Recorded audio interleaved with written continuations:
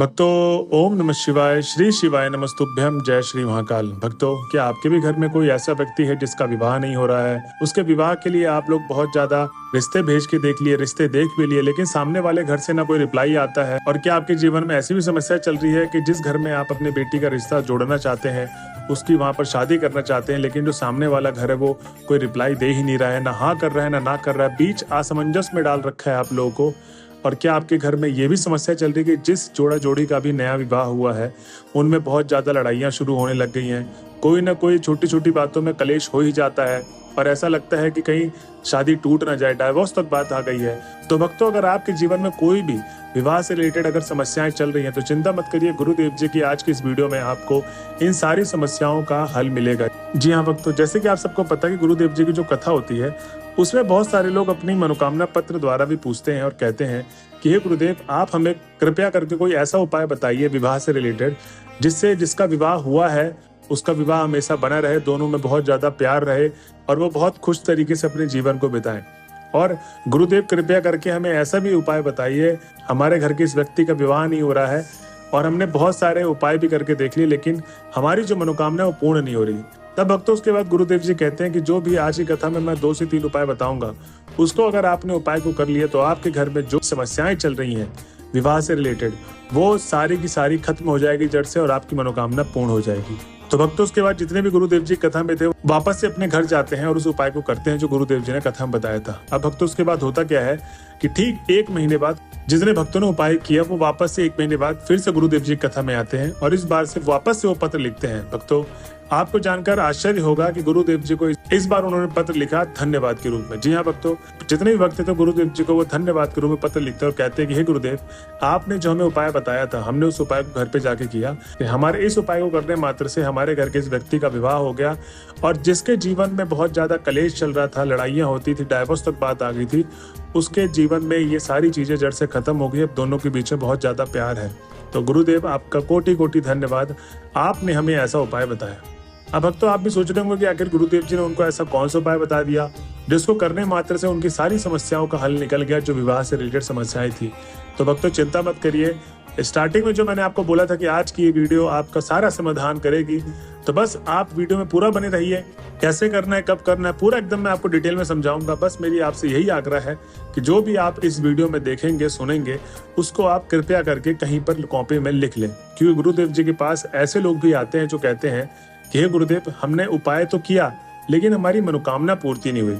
तब गुरुदेव जी उनसे सारे सवाल पूछते हैं और उसका निष्कर्ष यही निकलता है कि गुरुदेव जी लास्ट में बोलते हैं कि आप जो भी उपाय सुनते हैं, चाहे मेरी कथा में, फेसबुक के माध्यम से, यूट्यूब के द्वारा, कहीं से भी आप कथा सुन रहे हैं, कोई भी उपाय आप सुनते हैं उसको कॉपी में लिख लीजिए करिए। क्योंकि जब भी आप उपाय करने जाते हैं तो वो आधा अधूरा उपाय करते हैं, गलत तरीके से उपाय करते हैं, इसीलिए आपकी मनोकामना पूर्ण नहीं होती।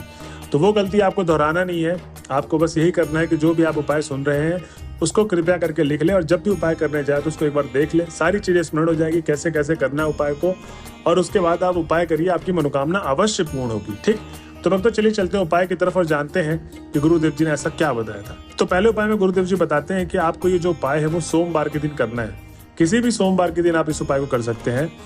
इस उपाय में आपको सबसे पहले तो चाहिए थोड़ी सी हल्दी, आधी कटोरी आप हल्दी ले लें और उसमें थोड़ा सा पानी डाल के उसका थोड़ा सा लेप बना ले, मतलब गीला कर ले हल्दी को। ठीक, उसके बाद आपको चाहिए थोड़ी सी मिठाई, 1-2 पीस मिठाई के ले ले और साथ में 1 लोटा जल, पीते के लोटे में आपको जल भरना है और घर से भरा हुआ जल होना चाहिए। ठीक, अब आपको सोमवार के दिन आपको सीधा चले जाना है शमी पत्र के पेड़ के पास। कहाँ जाना है? शमी पत्र के पेड़ के पास। जी हाँ भक्तों, गुरुदेव जी कहते हैं कि अगर आपको शमी पत्र का पेड़ नहीं मिल रहा है आसपास तो आप कहीं भी भोले बाबा के मंदिर में जाइए, वहां के आप पंडित जी से पूछिए, आपको वो शमी पत्र का पेड़ बता ही देंगे और ज्यादातर चांसेस है कि वो शिव जी के जहाँ पर मंदिर है वहां पर शमी पत्र का पेड़ होता ही होता है। ठीक, तो आपको शमी पत्र के पेड़ में पहुंच जाना है। अब जब आप पहुंच जाएंगे तो इस उपाय को करना कब है? तो इस उपाय को आप ब्रह्म मुहूर्त से लेकर सुबह 8 बजे तक और शाम के 6 बजे से 8 बजे तक, इसके बीच में आप किसी भी समय काल में आप इस उपाय को कर सकते हैं।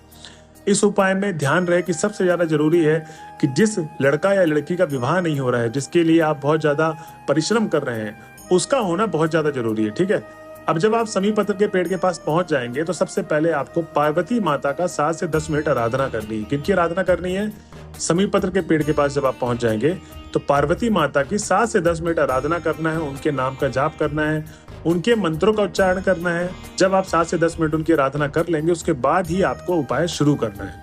ठीक, अब उपाय शुरू करने से पहले सबसे पहले तो जो आप हल्दी लेकर गए थे उस लड़का या लड़की के दोनों हाथों में लगा देना, चाहे लड़का या लड़की, उनके दोनों हाथों में वो हल्दी लगेगी। ठीक, अब आपको करना ये है कि शमी पत्र के पेड़ में आपको 3 बार छाप लगाना है, किसका?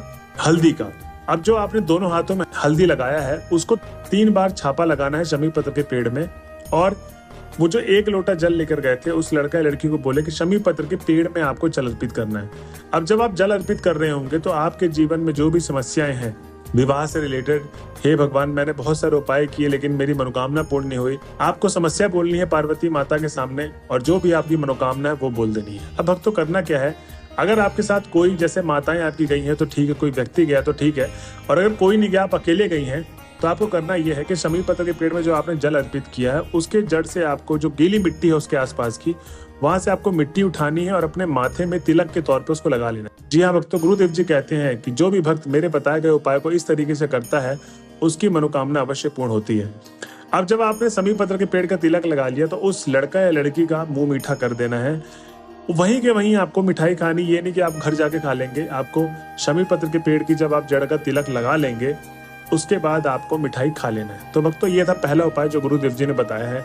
अब हम चलते हैं अपने अगले उपाय की तरफ जो गुरुदेव जी बताते हैं जिनकी शादी हो गई है लेकिन वो लड़ाई के तौर पे पहुंच चुकी है, डेली लड़ाइयां होती हैं और कलेश मचता है, डाइवोर्स तक बात पहुंच गई है और आप उस शादी को बचाना चाहते हैं। ठीक, जैसे पहले प्यार बना हुआ था वैसे ही प्यार बना रहे। ये उपाय करना ये है कि सोमवार की किसी भी अष्टमी वाले दिन इस उपाय को आप कर लें। कब करना है? किसी भी सोमवार के अष्टमी वाले दिन इस उपाय को आप कर लें। सबसे पहले आपको चाहिए इसमें बेल पत्र की डंडी, 1 काली मिर्च और 1 लोटा जल। अब जो बेल पत्र की डंडी लेंगे वो छोटी डंडी ले, ज्यादा बड़ी डंडी ना लें, और 1 काली मिर्च और 1 लोटा जो जल लेंगे वो पीतल के लोटे में होना चाहिए। ठीक है, और घर से भरा हुआ होना चाहिए। अब आपको सीधा चले जाना है महादेव के मंदिर पे। अब जब आप महादेव के मंदिर पे पहुंच गए हैं तो आपको 7 से 10 मिनट भगवान भोले बाबा की, देवादिदेव महादेव की आराधना करनी है। उसके बाद ही आपको उपाय को शुरू करना है। अब जब आप 7 से 10 मिनट उनकी आराधना कर लेंगे महादेव की, तो आपको उत्तर दिशा की तरफ मुख करके शिवलिंग के सामने बैठ जाना है। ठीक, उत्तर दिशा की तरफ मुख करना है और वहीं बैठ जाना है। अब आपको करना क्या है कि जो बेल पत्र की डंडी ले गए थे और 1 काली मिर्च ले गए थे, वो जैसे आपको जहां पर शिवलिंग दिख रही है, आपका जो सामने आंखों के सामने जो शिवलिंग दिख रही है उसके जस्ट पीछे, शिवलिंग के जस्ट पीछे आपको वो बेल पत्र की डंडी और 1 काली मिर्च आपको रख देना है। ठीक है भक्तों, अब गुरुदेव जी कहते हैं कि आपको खड़े होकर जो 1 लोटा जल लेके गए थे वो आपको दोनों हाथ अपने ऊंचे करके जल को अर्पित करना है शिवलिंग के बीचों बीच भाग पे। और आपको अब बोलना क्या है, जिस व्यक्ति से लड़ाई आपकी है, चाहे लड़का, चाहे पति से है या पत्नी से, मतलब जो भी इस उपाय को कर रहा है और जिसके लिए उपाय कर रहा है कि वो शादी बची रहे, अगर आप लड़की हैं और आपकी लड़के से लड़ाई हुई है तो आपको उस लड़के का नाम लेना है, उसका गोत्र बोलना है, जो भी समस्याएं चल रही हैं आप दोनों के बीच में वो महादेव के सामने रख देना है और आपको अपनी मनोकामना बोलकर वो पूरा का पूरा 1 लोटा जल अर्पित कर देना है। भक्तों, गुरुदेव जी कहते हैं कि मेरे बताए गए उपाय को जो भी इस तरीके से करता है जैसे जैसे मैंने बताया है, उस उपाय को करने मात्र से उस व्यक्ति के जीवन में जिसके घर में बहुत ज्यादा कलेश चल रहा है, वो कलेश सारे के सारे जड़ से समाप्त हो जाएंगे। तो भक्तों ये थी आज की वीडियो। अगर आप वीडियो के लास्ट तक पहुंच गए तो श्री शिवाय नमस्तुभ्यम लिखना ना भूलें। मिलते हैं अगले वीडियो में, जब तक के लिए बने रहे हमारे चैनल में। हर हर महादेव।